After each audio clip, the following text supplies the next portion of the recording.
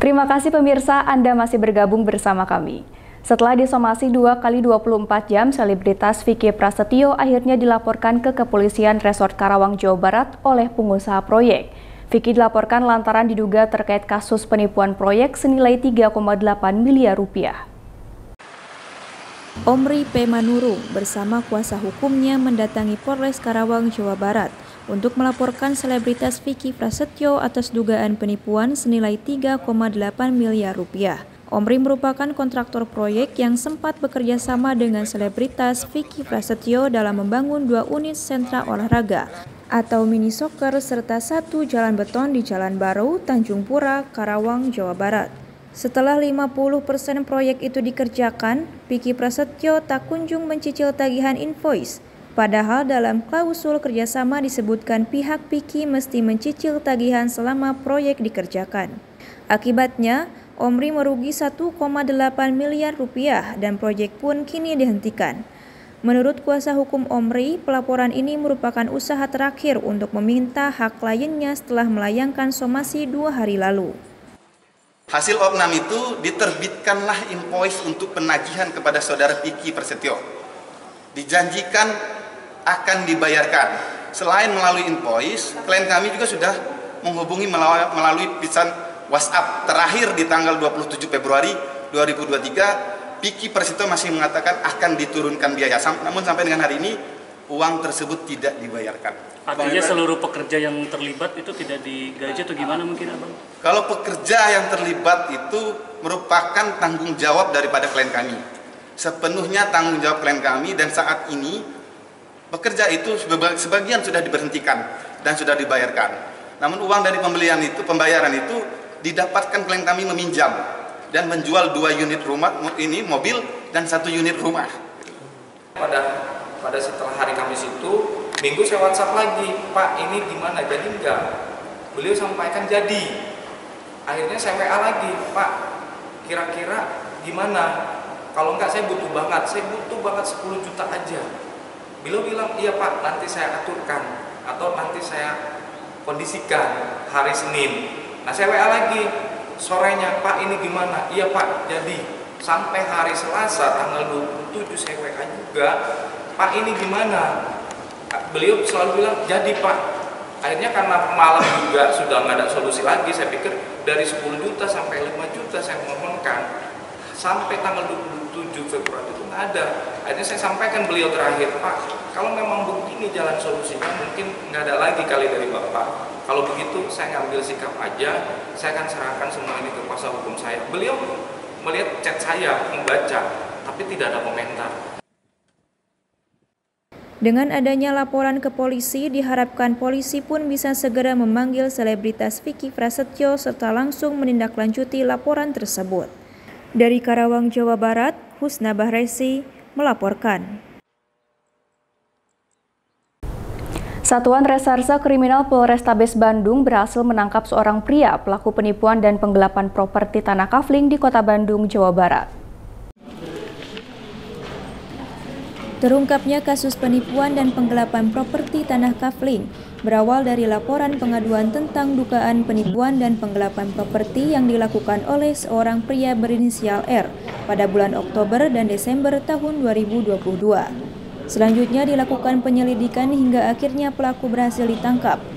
Kapolrestabes Bandung, Kombes Pol Budi Sartono mengatakan, tersangka R menjual tanah kafling dan bangunan kepada pelapor maupun korban lain di daerah Budi Indah, Cidadap, Kota Bandung, 1 kafling seharga 1,3 miliar rupiah. Setelah uang diserahkan, bangunan dan rumah tersebut tidak selesai karena disegel oleh Dinas Cipta Karya dengan alasan tidak memiliki izin mendirikan bangunan atau IMB. Sejauh ini, korban penipuan dan penggelapan yang melapor ke Polrestabes Bandung mengalami kerugian mencapai 1 miliar rupiah. Terdapat pula korban yang melapor ke Polda Jawa Barat dan tidak menutup kemungkinan jumlahnya bertambah. Untuk pelapor. Jadi kejadiannya ialah pada hari Kamis tanggal 24 Februari 2022 di Jalan Sukajadi, tersangka di belakang saya alias RR itu dengan modus operandi menjual kafling tanah dan bangunan kepada pelapor maupun korban-korban lainnya di daerah Budi Indah, Cidadak, Kota Bandung, satu kafling 1,3 miliar dengan meyakinkan bahwa nanti semua perizinan, pembangunan dan surat-surat semua selesai.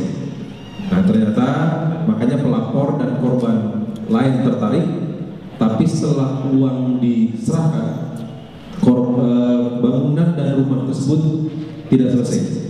Dan ini kita ada 2 laporan di Sukajadi maupun di Budi Asri di Cidadak. Nah sedangkan maka dari itu setelah dilaporkan oleh pelapor, dari tim Polrestabes Bandung melaksanakan penyelidikan, pemeriksaan, dan memang benar bangunan tersebut tidak selesai karena disegel oleh pihak Dinas Cipta Karya dan juga Bina Konstruksi Tata Ruang dengan alasan tidak ada izin membangun atau IIB.